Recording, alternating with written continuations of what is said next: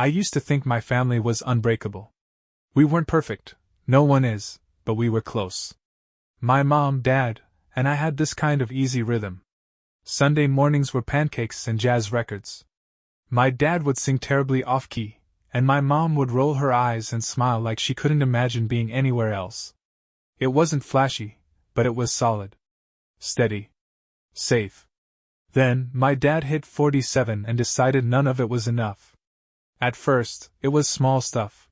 He started going to the gym, which, okay, great, midlife health kick, I could get behind that. But then it was the new clothes, the sudden interest in Instagram, the hair dye. And the car, God, the car. He sold his perfectly fine SUV and bought this obnoxious, red sports car that looked like a teenager's fantasy, and sounded like it was screaming for attention. That's when my mom started looking nervous. She didn't say anything, not at first. My mom's the type who always tries to believe the best, even when the writing's all over the wall in bold, red ink. Then came the late nights. Work meetings, he said, even though he'd never had those before. He stopped laughing at my mom's jokes. Stopped talking to her, really. She tried to sit beside him on the couch, and he'd shift away like her presence was itchy. One night I got home from a friend's place and walked in on them mid-argument. My mom was crying, holding a dish towel like it was a life raft. My dad was standing there with his arms crossed, saying something about how he deserved to be happy, and how this life isn't what he signed up for. A week later he was gone. Just like that. 23 years of marriage, a house they built together, and me, their only kid, left behind like some forgotten souvenir from a vacation he'd outgrown. He moved out and straight into the apartment of a woman named Janelle. She was 29. I was 24. Let that sink in for a second. My dad, nearly 50, left my mom for a woman 5 years older than me. The first time I saw a picture of her, I felt like I'd been punched in the gut. She looked like she was still getting carded at bars. Fake blonde hair, model smile, the kind of Instagram feed that was mostly filtered selfies and live laugh love quotes. And yet, there she was, playing house with my dad like she'd earned it. My mom was wrecked. I mean wrecked. I'd never seen her like that before. She walked around in a daze for months, barely eating, barely sleeping. She kept asking what she'd done wrong, and I didn't have an answer. I still don't. All I could do was sit with her, remind her that none of this was her fault, and try not to scream every time I got a text from my dad pretending like things were normal. But things weren't normal. Not even close. About a year after the divorce, Janelle and my dad got married. No big wedding. Just a courthouse thing. I didn't go. I couldn't stomach it. But what made it worse was the fact that Janelle had a kid. Well, not a kid exactly. A daughter, around 16 at the time, named Kenzie. That's when the weirdness started creeping in.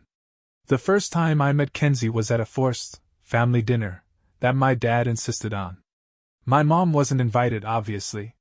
It was just me, him, Janelle, and Kenzie at this overpriced restaurant where everything smelled like truffle oil and disappointment. Kenzie barely looked up from her phone the whole night. She had this attitude, like she was doing us all a favor by existing in the same room. When the waiter asked if we were siblings, she actually laughed. Out loud. "You know," she said, looking at me like I was something she stepped in. "That's my mom's husband's son or whatever." Or whatever.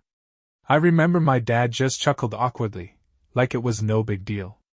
Like that kind of reaction wasn't a red flag waving itself in his face. After that, Kenzie popped up in my life more than I wanted her to.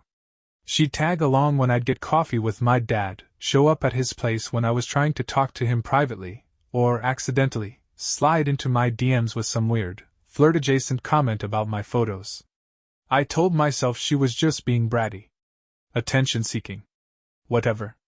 But it started to wear on me. My dad, meanwhile, acted like this whole new family was the best thing that ever happened to him. He posted pictures of his girls online, him, Janelle, and Kenzie at the beach, at brunch, at concerts. Always smiling, always matching outfits like they were trying out for a toothpaste ad. It was like he'd replaced us and didn't even flinch. And the worst part? He expected me to play along. Every time I brought up my mom, he changed the subject. Every time I tried to talk about the past, about how he left us, how much pain he caused, he'd act like I was being dramatic. He'd say things like, "It's been years, can't you just move on?" But I couldn't. Not when I watched my mom spend holidays alone while he played Stepdad of the Year. Not when I saw her cry during the commercials that used to make her laugh. And definitely not when I had to sit across from the girl who made me feel like a stranger in my own father's life. Kenzie got older. Bolder. The comments stopped being passive-aggressive and started getting weird. I should have trusted my feelings then. But I didn't know how bad it would get, until that dinner. That night, it was like a sudden earthquake, revealing the deep cracks I'd been ignoring for so long. You ever watch a house slowly fall apart? Not from a sudden storm or fire, but little things. Cracks in the foundation. A leak here, a creak there. Mold creeping in silently. You don't even notice it at first. You tell yourself it's nothing. But then one day the ceiling collapses, and you realize it's been rotting for years. That's what it felt like with my dad. After he left, I tried. I really tried. I called him on his birthday. I met up with him for lunch once a month, usually at some cafe that Janelle recommended, where the chairs were uncomfortable and everything came on a wooden slab instead of a plate. I even went to a barbecue they threw the summer after their wedding. I brought a bottle of wine and my best fake smile. But everything felt off. It wasn't just the new house, or the new wife, or the curated Pinterest aesthetic of their life. It was the way my dad looked at me, like I was a guest. Not his son. Not really. Just someone who used to be important. I felt like an ex-favorite toy he outgrew and put on a shelf. Conversations were shallow. Surface level. Anytime I tried to open up or talk about anything real, my job, my relationships, Mom, he'd pivot. Ask about sports. Offer me another burger. Compliment my watch and ask if Kenzie would like one like it. Kenzie.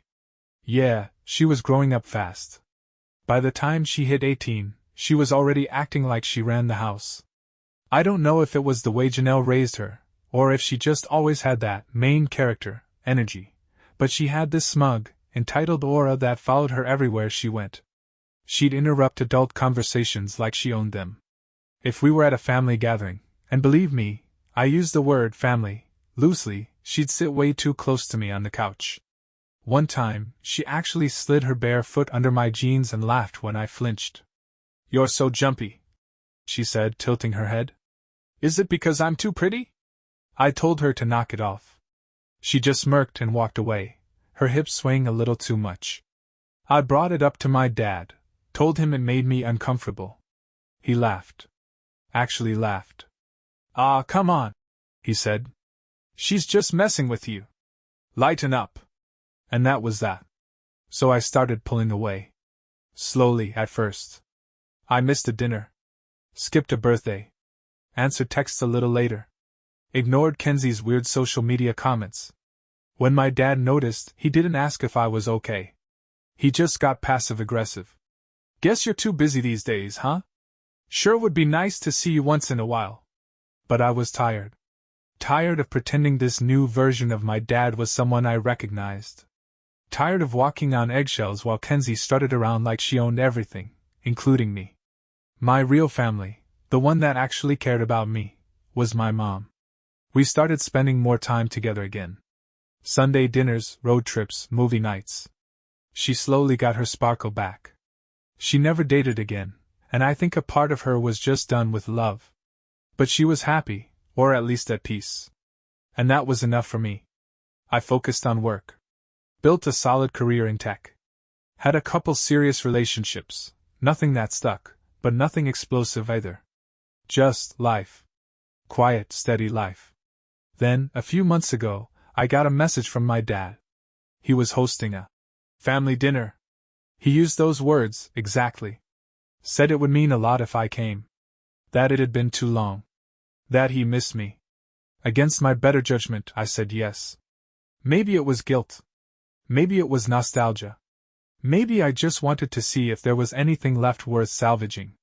The dinner was set for a Saturday. Janelle was making something gourmet. And Kenzie, now in her early 20s, was flying back from college just for the occasion. My dad sounded excited. Like he thought this was going to be some wholesome, Instagrammable night of reconnection. I had a knot in my stomach the whole week leading up to it.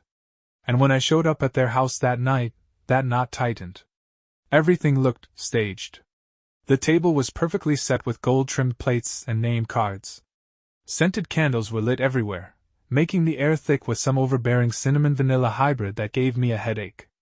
My dad greeted me in a sweater I'd never seen before, his smile 2 seconds too long.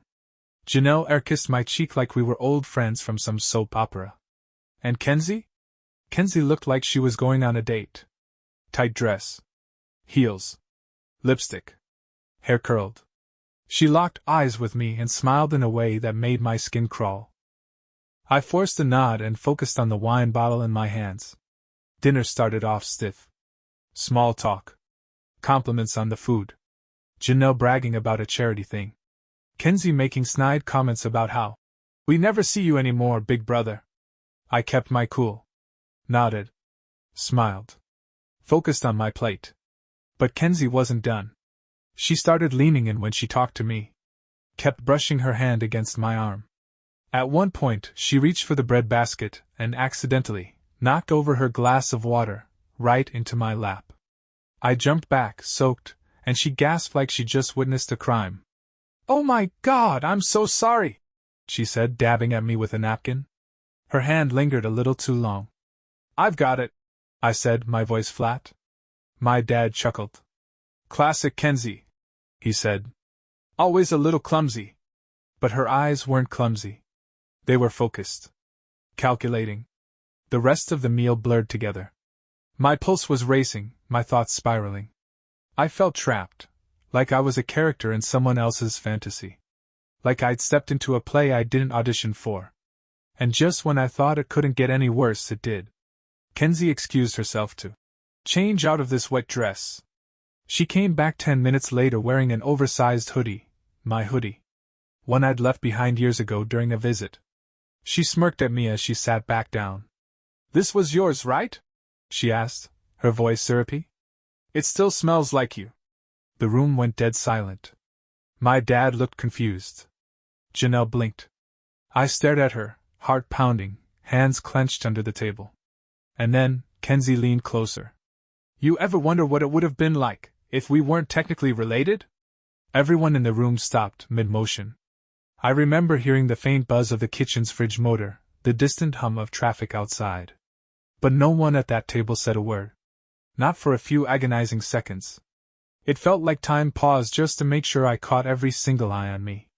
My father looked stunned, his fork suspended midair like he was waiting for someone to yell, "Cut," and end the scene. Janelle blinked rapidly, as if processing what her daughter just said. "And Kenzie?" She looked right at me, her chin tilted, lips curled in a little smirk like she was proud of herself. That hoodie clung to her like it belonged to her now, like I belonged to her. I pushed my chair back slowly. "Kenzie," I said, voice low. "What did you just say?" She tilted her head, biting her lip like some kind of trashy rom-com lead. "Oh, come on," she whispered. "You felt it too, right? I mean, the tension? You've always looked at me like you wanted to say something." I stood up so fast my chair nearly toppled behind me. "That's enough." My hands were shaking, not from fear, but from fury.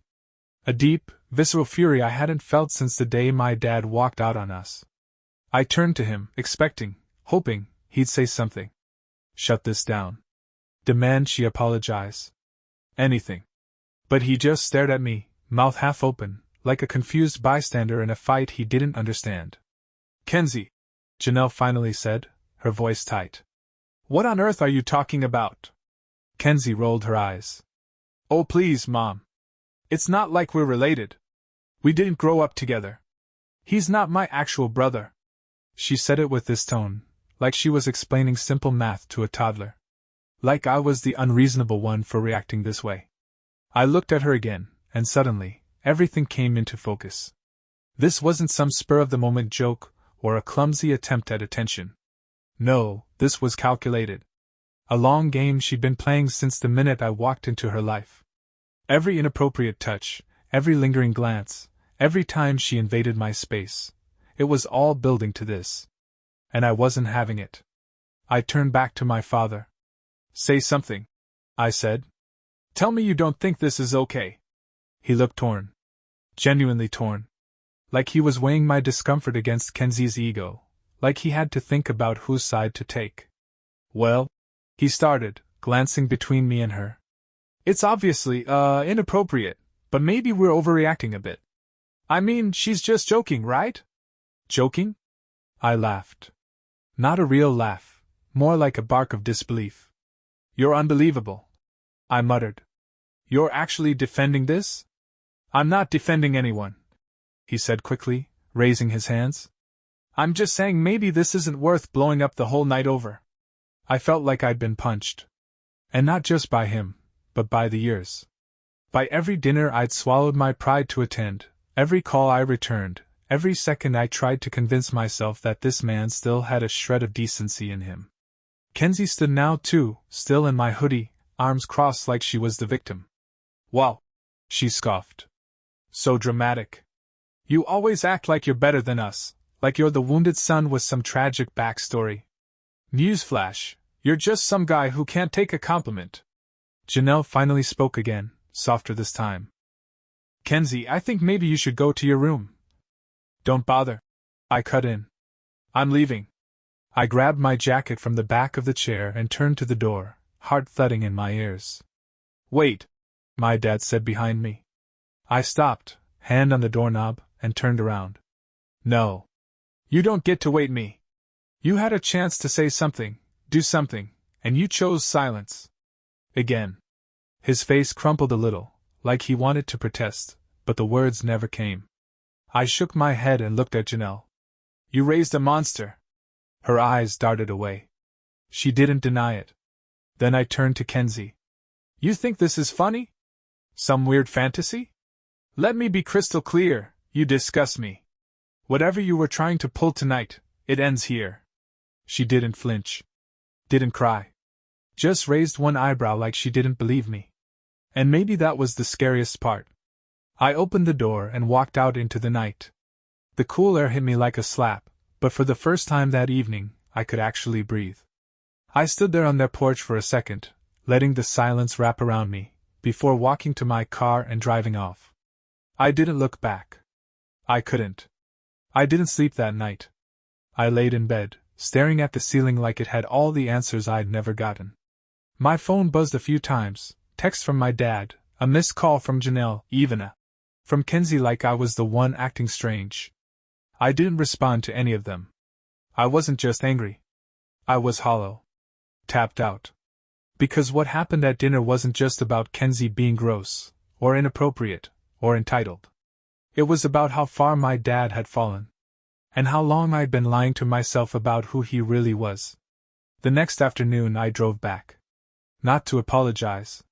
Not to make peace. I wasn't sure what I wanted, honestly, but silence wasn't going to cut it anymore. I needed to say what I'd been biting back for years. When I pulled into their driveway, Janelle answered the door. She looked like she hadn't slept either. No makeup. Eyes puffy. She stepped aside without saying anything and let me walk in. My dad was in the living room, pacing. Kenzie was nowhere in sight. Hey, he said cautiously, like I was a wild animal he didn't want to spook. I crossed my arms. Where is she? She's upstairs. Probably best if she stays there. No argument here. He rubbed his hands together. Listen, about last night, Kenzie crossed a line. I'll talk to her. That's not who we raised her to be. I snorted. You didn't raise her. You married her mom and expected me to pretend she was family. That's not the same. He winced like I'd slapped him. Look, he said. I know this whole situation hasn't been easy for you. I made mistakes. No. Don't do that. He blinked. Do what? Water it down. Mistakes is what you call forgetting someone's birthday. You abandoned us. You traded a wife and a son for a woman half your age and her kid. And now that kid just tried to crawl into bed with me in the middle of dinner, and your first instinct was to minimize it. I didn't. Yeah, you did. You always do. The words poured out before I could stop them. Years of it. All of it. You always made excuses. When Mom cried herself to sleep for a year after you left, I kept telling her you'd come around. When we had to sell the house because you stopped helping with bills, I told her you were just going through something. When you started showing up with Janelle like nothing had happened, I smiled and nodded and played nice, because I thought maybe, just maybe, I could still have a father. His face fell. But you weren't my father anymore. You were Kenzie's. He shook his head. That's not true. Isn't it? I asked. Name the last time you came to one of my birthdays. Or asked how my job was going. Or called just to talk.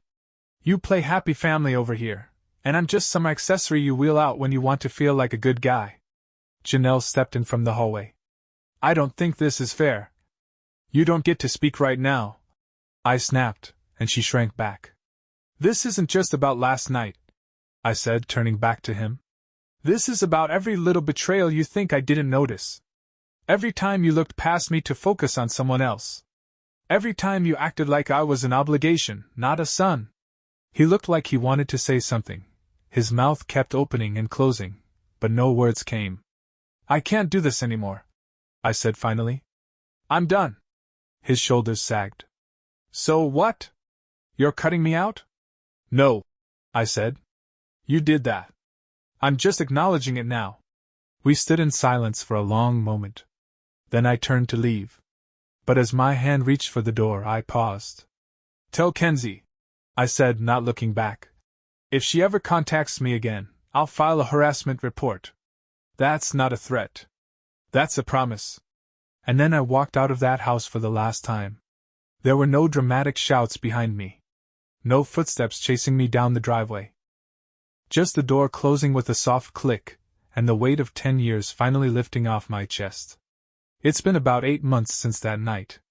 8 months since I stood in my dad's living room and finally said the things I should have said years ago. 8 months since I walked away from a family that wasn't really mine anymore.